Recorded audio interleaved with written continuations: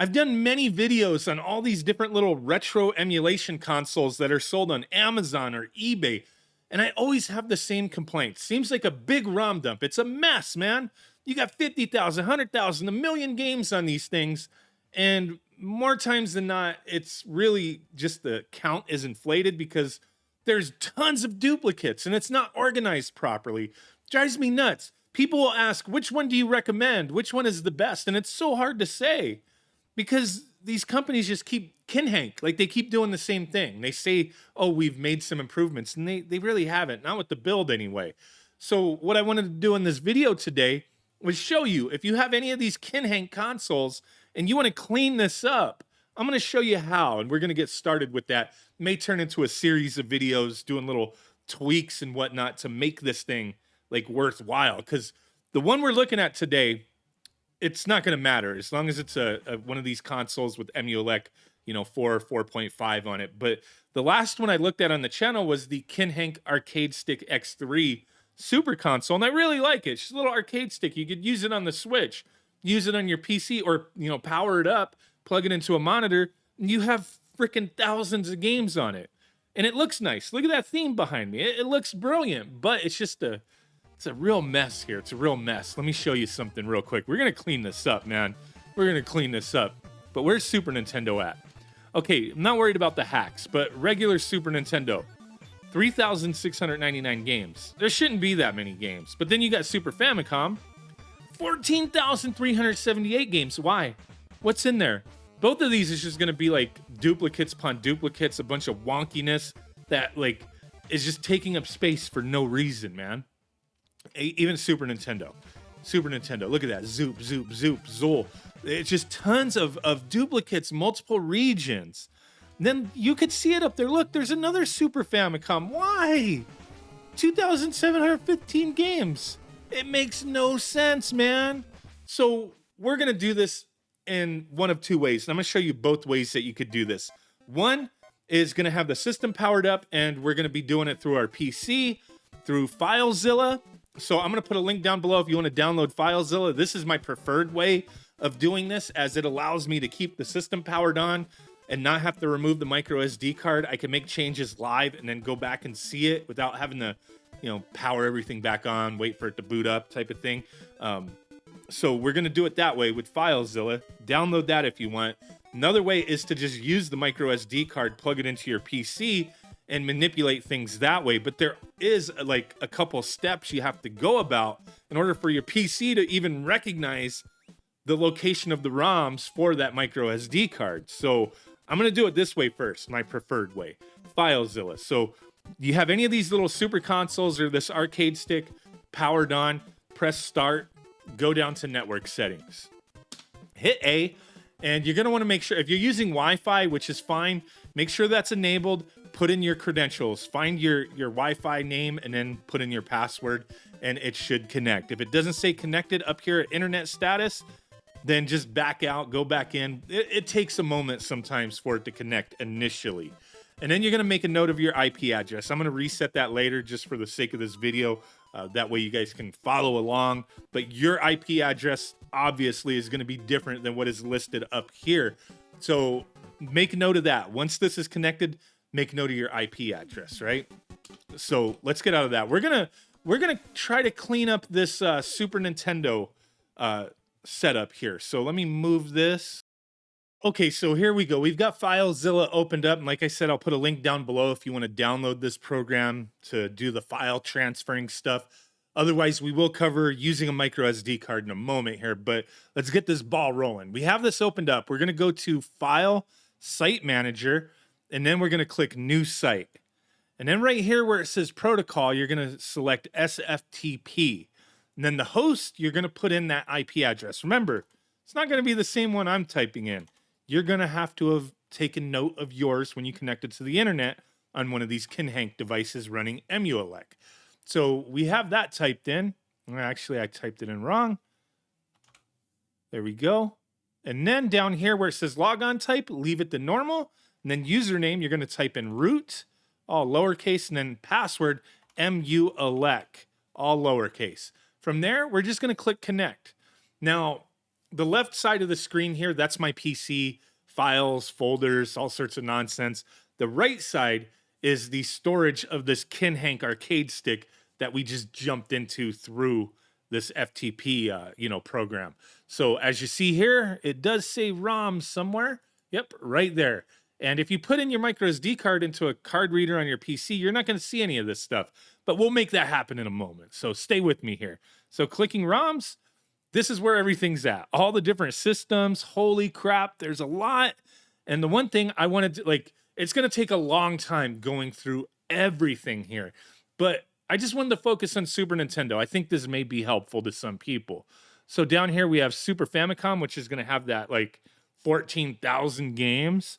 And then NES H, that's going to be hacks. It should be hacks anyway, unless they have everything dumped into something else. But SNES is the one that we're going to want to look at. So, or at least for this example.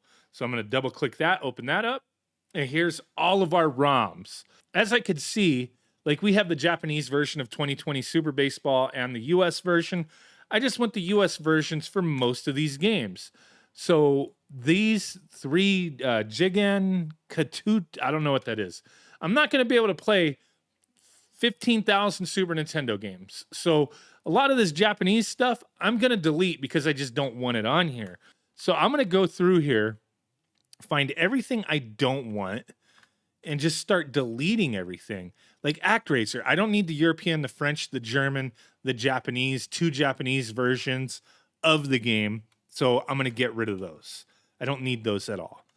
So I'm clearing up this list for Super Nintendo, but real quick before we get to the end results, I do want to show you how to do the same thing, just plugging in the micro SD card into your computer via an SD card reader. So obviously you have your Kinhank console powered down, remove the SD card, plug it into your PC. Now, there may be a problem. It's going to show up where you have a drive called emulation, and this is the only stuff you have access to. You need for it to show this EROMs drive. And if it doesn't show it, then you have to do this step. When I first got this micro SD card, plugged it into my PC, the EROMs did not show up. But that's what you need access to delete and add ROMs. So if that doesn't show up for you, what you're going to do is go to this PC on your Windows system and right-click it. Go to Show More Options if you're on Windows 11, and then click Manage. So if you're on Windows 10, you should just have Manage there automatically. So once you click Manage, you're going to go to Disk Management. Give it a moment for that to pull up all your drives. It may take a moment depending on what you got going on.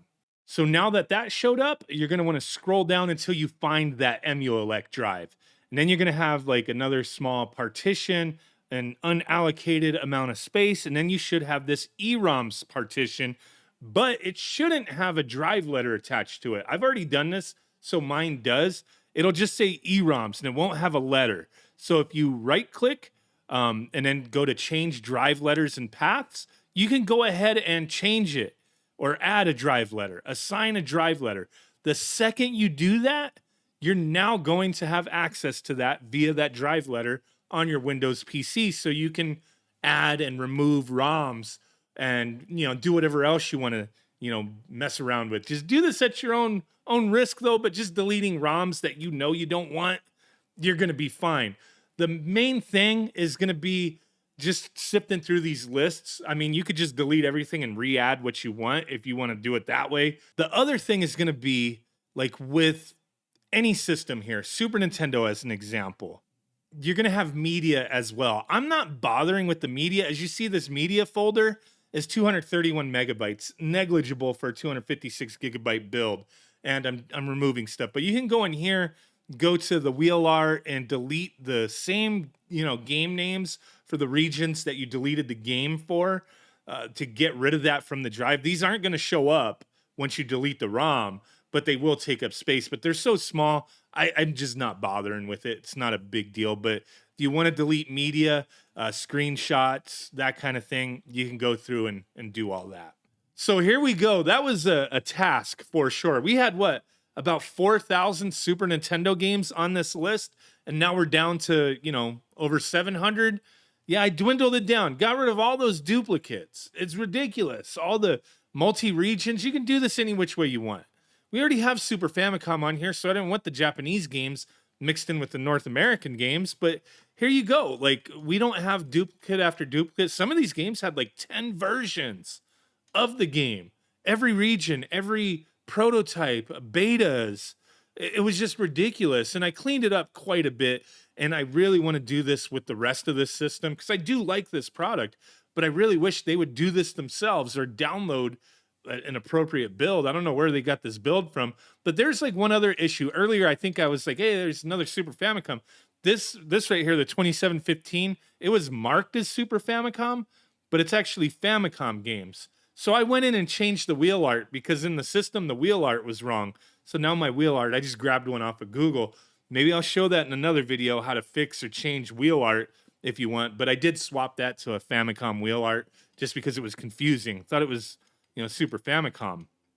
But another thing you can do here, like this Super Famicom list, 14,000 freaking games. Either I could just delete all that because I don't want it, or if I press start and I go in the game collections, press A on that, and then go to systems displayed, go down to Nintendo, and just remove the Super Famicom from this list.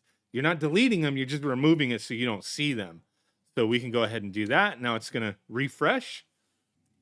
So there we go. Super Famicom, it's essentially been hidden. It's not gone, it's just hidden. So you can, hide whatever systems and collections you want here. So yeah, there's a lot of little things you could do to tweak these builds. And I figured now's the time. People are always asking about this kind of stuff. Which ones do I recommend, or how do you fix this or that? And hey, as long as you guys are interested, I will continue making videos in this way, showing you guys how to do certain things.